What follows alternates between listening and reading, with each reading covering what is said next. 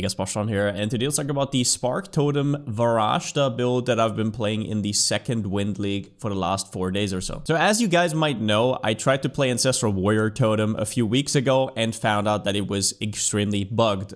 Guess what's not really bugged? It is Spell Totems. They actually work quite well because of a certain interaction with a body armor. The Redflare Conduit has a new Val Cultivation Orb modifier that makes it so you gain a power charge if you haven't lost one recently. And guess what happens if you convert that to an endurance charge with resonance? Well, you never lose a power charge, so you just keep gaining it. The funny part is you actually get 2 instead of 1 because of some screwed up functioning. I don't really know what's going on, but you get 2 because it rolls twice, once on the power charge and once on the endurance charge. Couple this with Zopek's Soul Core of Power, which gives you extra chance to get a third one, and that rolls twice as well. So you're basically getting 2.75 on average per second. And that is without having to press a button, without having to do anything. Now that is basically what secures your Spell Totem. And Spell Totem, if you don't know, you can just socket in any skill and just it goes boom, right? You can have up to 4 totems on the version that I have. If you're an Oracle 5, if you want to, I will explain why I went for Varashta, mostly for defensive reasons. Just to give you an idea how well this build performs though, even though it needs this chest, it is quite easy to get. I played the second Wind League, which was a private league that reached up to 50,000 people,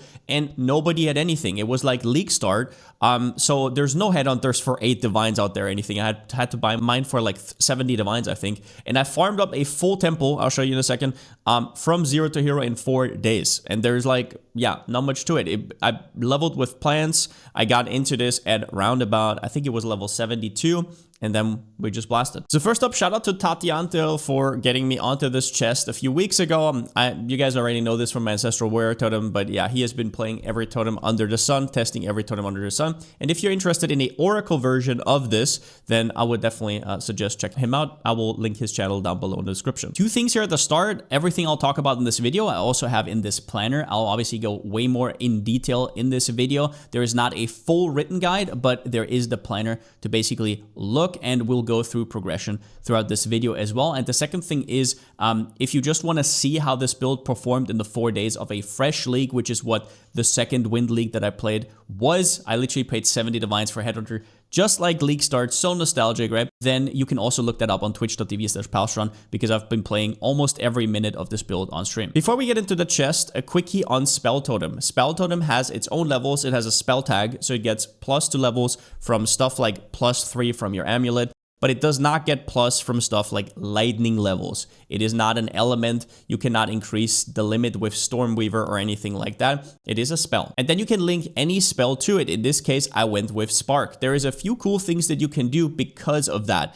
The first one is you will see my Spark has 2 links right here and is level 21. Usually it's quite hard to get a level 21 Spark, so you have to like 6 link it first. You have to then GCP, right? And then you can corrupt, and it's like a low chance. In this case, you don't need to 6 link before, because your 6 link has to be just in your spell totem. But rinse and repeat, you can go with any spell that you want.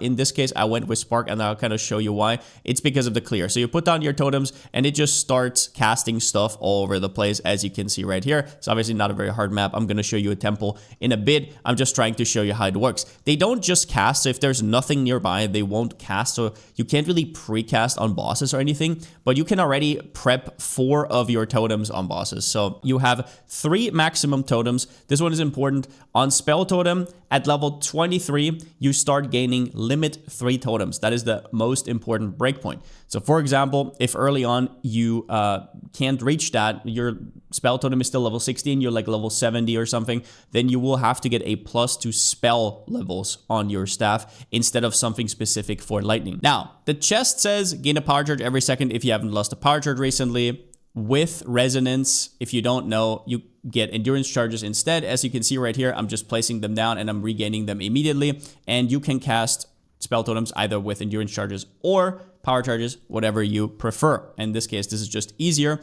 Do note that there's currently some weird stuff going on where you actually get more charges than you're intended to.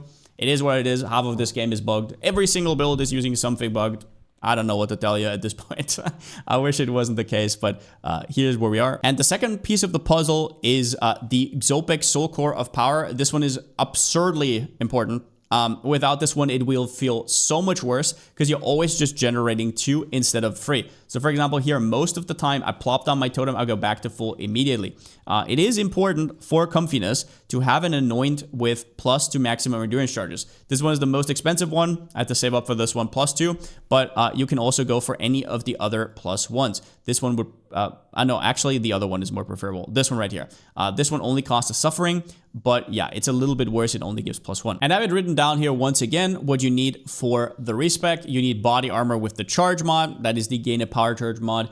You need the Xopex right here. Did I say that correctly? It is Xopex. Yeah, there it is. And you also want a level 23 spell totem for the 3 maximum. And once again, if you can't do that normally, you will have to go for a +5 or a +6 to spell, which also double dips on the spell totems. Do note that if you go very high level with it, the mana cost will get pretty brutal, which is one of the reasons I actually like that it doesn't scale, because it doesn't really give you much other than a little bit of extra HP. So keep that in mind. Wiki overview for totems here. They do proc headhunter buffs. I would not have played this build if they didn't, because, well, with the temple meta and the abyss meta, you just kind of need to be able to run headhunter. And yeah, here you are. I can confirm it.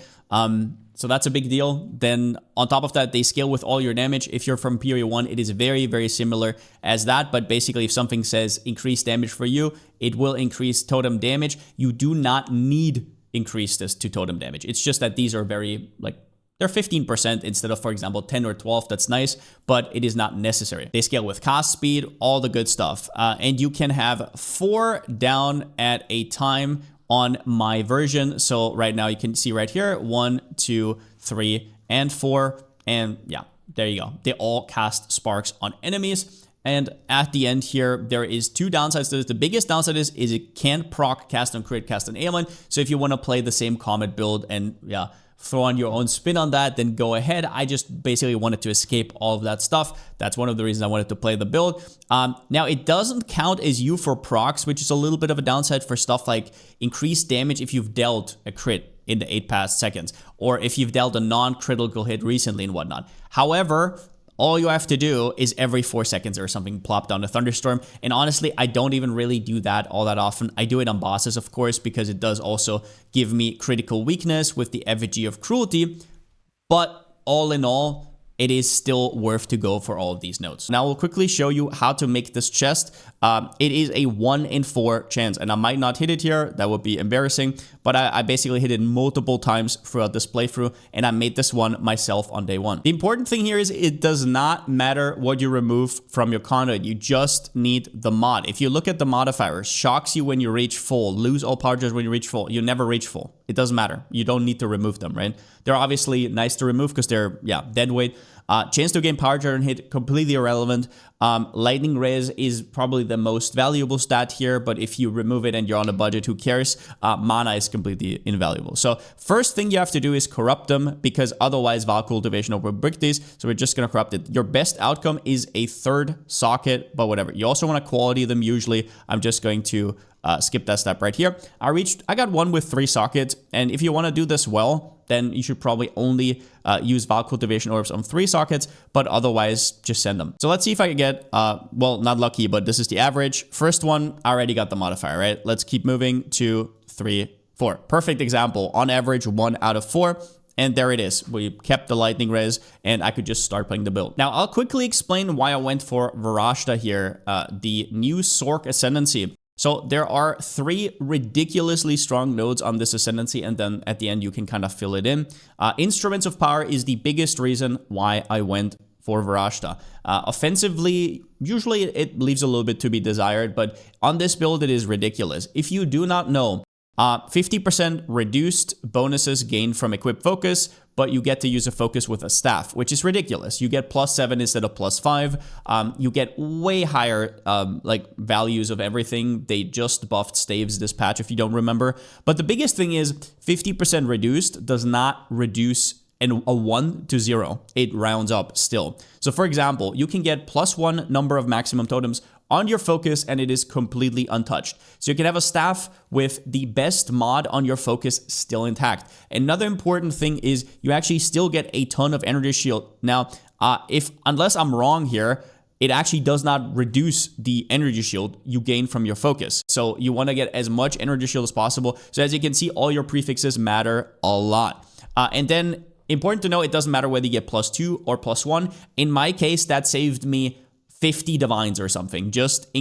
I didn't have to buy a +2, and I could start spamming spell skills have +1. Now you will have to spam a few of these because it's not an easy mod to get. You cannot pinpoint it because a focus is considered a armor. So you actually cannot spam stuff like Omen of the Leech and guarantee a modifier, but that is what it is. This node is ridiculous. It is probably like, this node alone is almost as good as the whole Oracle kit for a totem build. But by the way, now, 4th Teachings is completely ridiculous. This node here makes it so you have -1 second to base energy shield recharge delay. And we're currently rocking something around about 1 second, right? It's right here, 0.95 seconds after something hits me, it goes back up. And I recover 1,708.9. If you want to go even crazier, which I was at the start, but it just felt unnecessary once I got the Headhunter, is you can also go Soul Bloom. Then we have Sacred Rituals, which gives me a decent bit of physical damage reduction.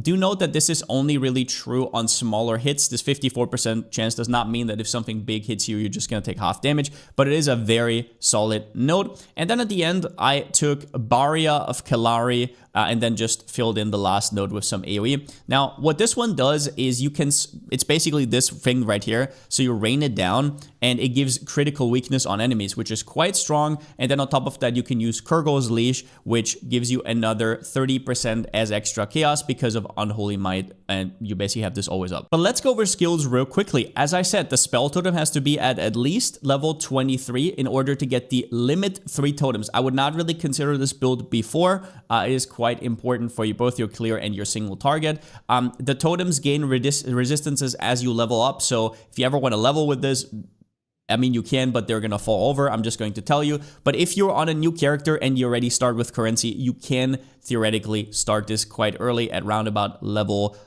30. I think it requires actually less level than 50, but I don't remember exactly. But yeah, other than that, we want urgent totem support just for the placement speed.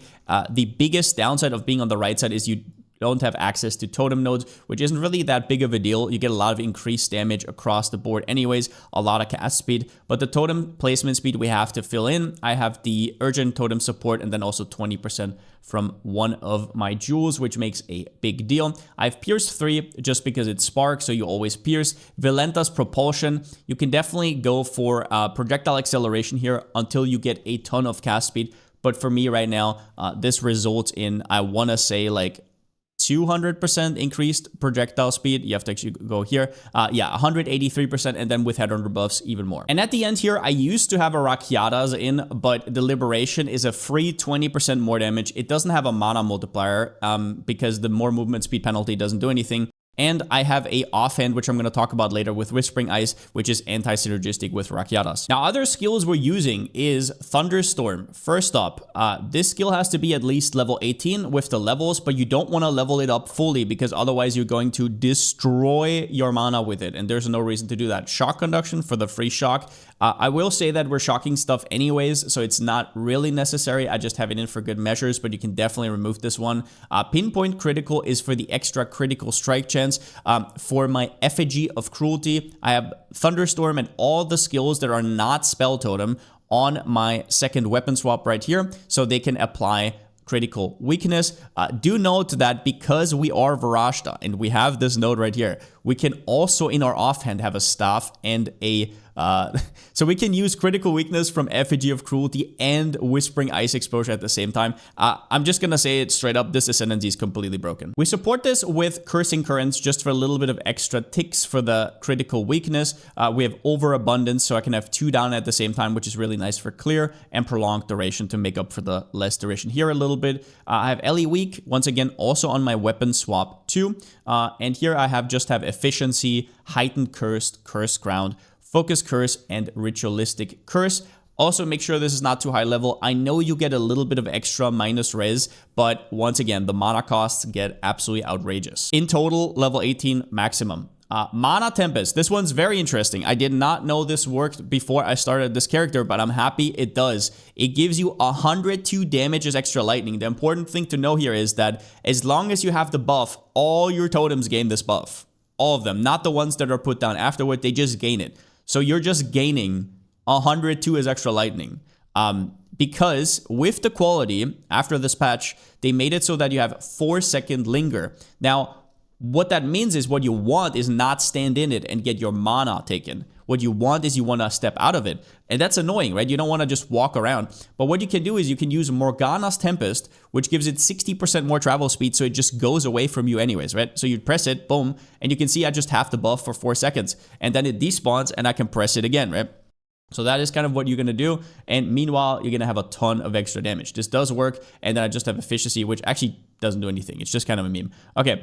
Other than that, in terms of auras, we are using Elemental Conflux. We deal mostly lightning damage, but a third of the time I get 67% more damage. It's just very strong. And since Cast on Crit does not work on spell totems, unfortunately, it is what it is. And then I have Charge Regulation, which I have endurance charges, so I just get more energy shield. Oh, and on the Kalaris, I have Kurgo's Leash, Bidding, and Lightning Exposure. It's not really all that important, but I actually should probably remove this one just in case it overlaps, but whatever. Okay, that's what I have right now. So I will just show you, for example, a boss rotation real quick. Actually, I might as well show you a temple because most people right now are doing temple and stuff like that. But yeah, so this is the temple I built in basically 2 days. It's 4 days into the league, but I had to level and get to tier 15s first. And as I said, stuff like Headhunter was extremely expensive in this league, cost me like 70 divines. So this is not easy mode. It will be a lot easier for you guys on a normal league, I can tell you right now, with current prices. And yeah, I'll just go through it. This was extremely easy to build. The totem build was smooth sailing throughout the game. The thing I like the most, obviously, if you guys have never checked out my channel, is the totem playstyle. You plop down stuff and then you just chill. So for example, if there's a hard encounter, you can just dodge and weave and everything still deals damage while that happens. And then all you have to do is really plop down your LE weak, you plop down your thunderstorm for crit weakness and stuff like that. You put down your Morganas for 4 seconds, you almost double your damage. You can also at the start immediately put down your sigil. Obviously you would want to do that so you get some stages, right? But that is all you do. And then you can press your Kalari for critical weakness. Either way though, let's get into it. Now, usually I would show you Headhunter less gameplay first, but honestly with current prices, most of you guys are in normal league. It is a complete shit show. It costs like very little and should be affordable for a build that needs the chest anyways to even start out with, right? So as you can see right here, I already have pretty good things. My defensiveness is overall pretty damn chill. I'm not even fully capped because of the Headhunter buffs, but as you can see right here, you just have it always up. I'm on round about 70-ish resistances. You can see on bosses right here, you mostly delete them. Now, if you're playing the super hard temple, I guess stuff will maybe be, I don't know, 30-40% tankier. Not 100% sure. I think this is the bug again.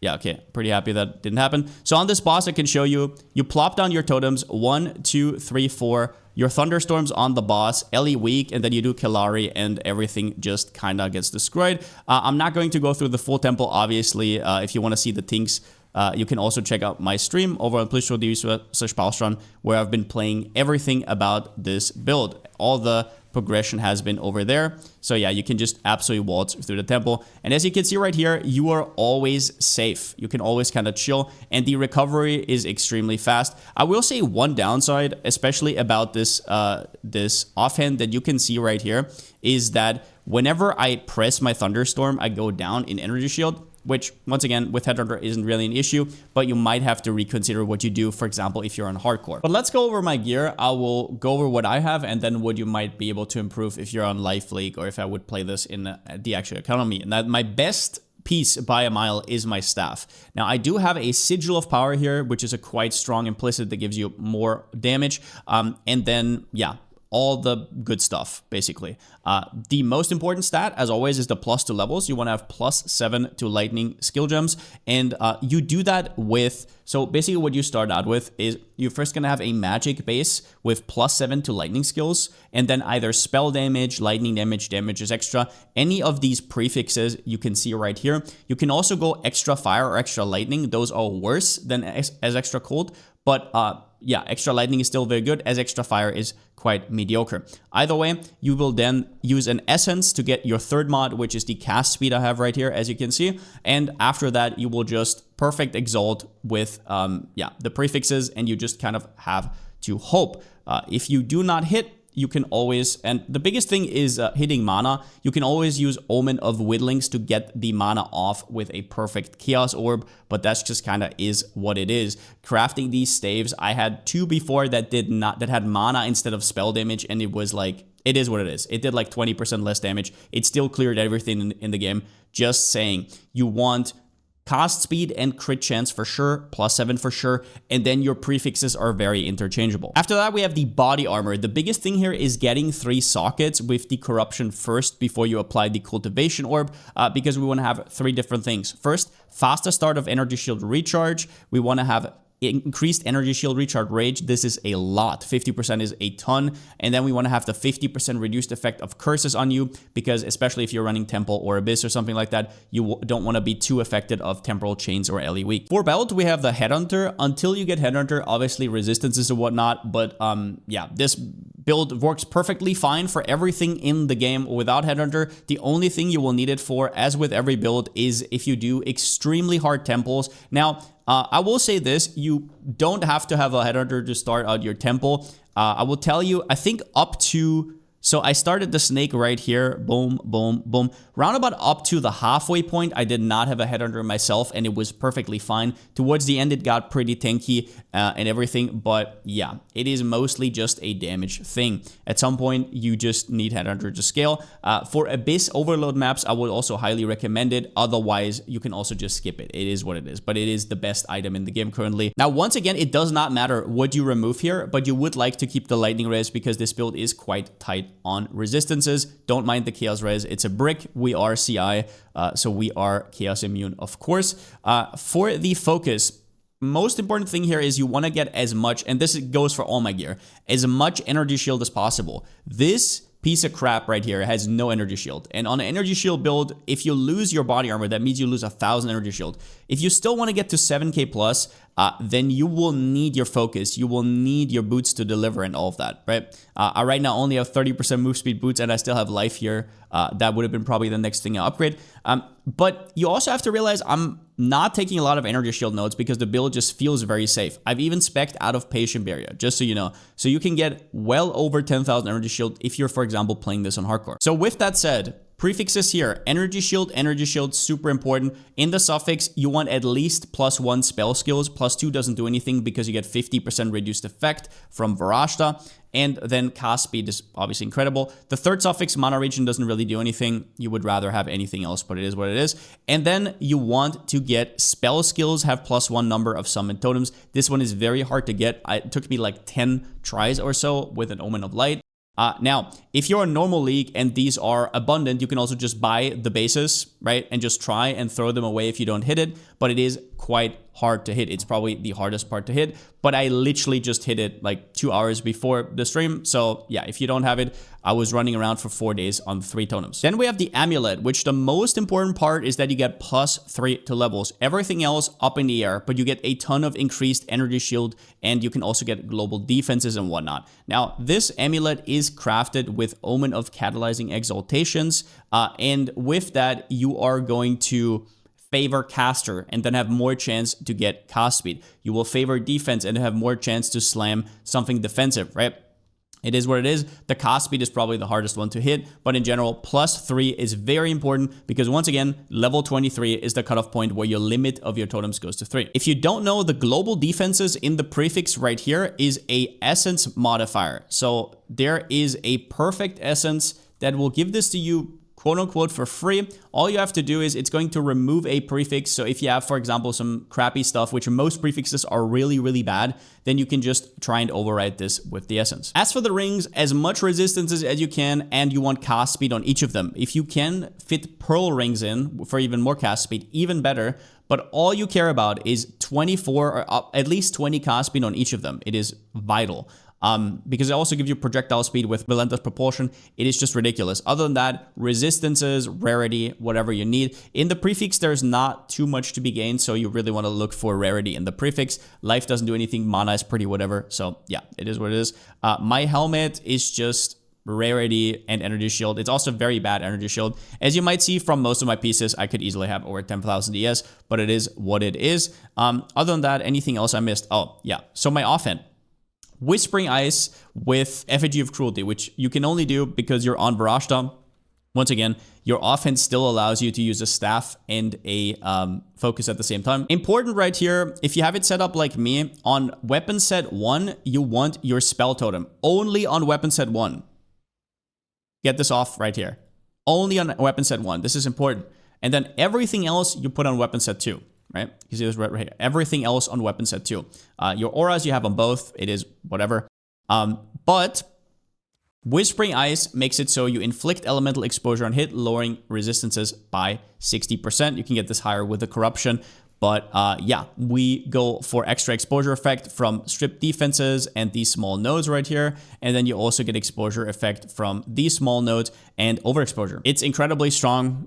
Yeah, everybody's using it, so it is what it is. Effigy of Cruelty, critical hits with spells apply 3 stacks of critical weakness. Important here is that you get a 3 stacks instead of a 2, because a 2 goes down to 1 with the 50%, but a 3 goes down to 2. So you actually double the amount of critical weakness that you inflict, and most of it you will inflict with your Thunderstorm, which you can put down 2 down because of the overabundance that I have right here. It just makes it a lot more consistent. For my flasks, I have Lavianga Spirits. Now, you will not be able to do this early on because your mana will be kind of screwed, and even now, my mana is screwed at some point. I actually went for both conservative casting and also efficient casting here, just because I don't want to press the mana flask. If you're less lazy than me, you will be able to unspec all of these points and just go for a normal mana flask. Trust me, it's gonna be fine, but I just don't want to press a button. That's the whole reason of this build. I just want to put down totems and move,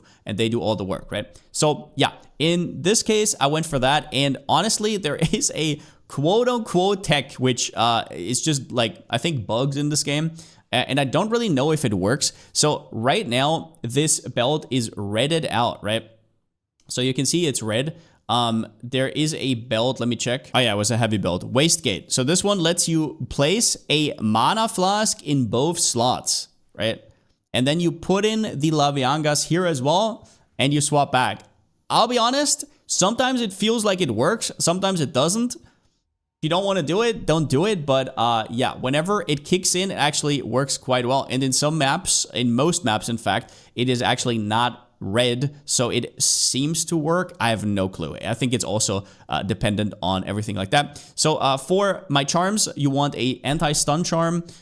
If you have a Rite of Passage for endgame, you can replace the stone charm, though it's the least important. Ignite charm is huge. Ignites in this game are crazy right now, and since your Anoint is taken up and you cannot go for crystallized immunities, it just is what it is. And then you have Nascent Hope for the extra energy shield recharge and the freeze immune. Now then the passive skill tree right here. As you can see, I mostly just have damage, energy shield, a little bit of energy shield recharge, faster start of energy shield recharge.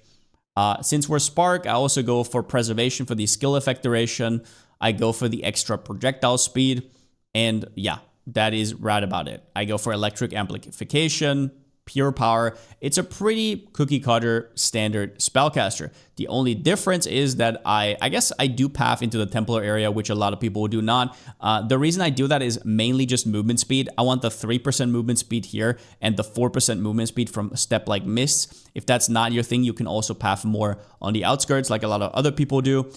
Resonance here is the most important one, otherwise your build does not work. And then you can also take this whole crit cluster. I do once again take mana efficiency. Take this as much as you want. If you go for a normal mana flask and you're not lazy, you can probably cut them. This is something you'll have to test out yourself. And do also note that I regularly cast a Thunderstorm here or there while moving around. And that is because I have a lot of nodes that say you get something if you've dealt a critical strike recently. And totems do not work for that. They do not count as you in that sense, but all the other damage does work, but they don't proc you, right? If that makes sense. So yeah, so you still have to put that down sometimes, and you also want to crit, which is another reason why we have pinpoint critical on the Thunderstorm. Now, as for jewels, I don't have anything crazy or outrageous. I have a ruby right here for the placement speed, and you also want to get totem damage.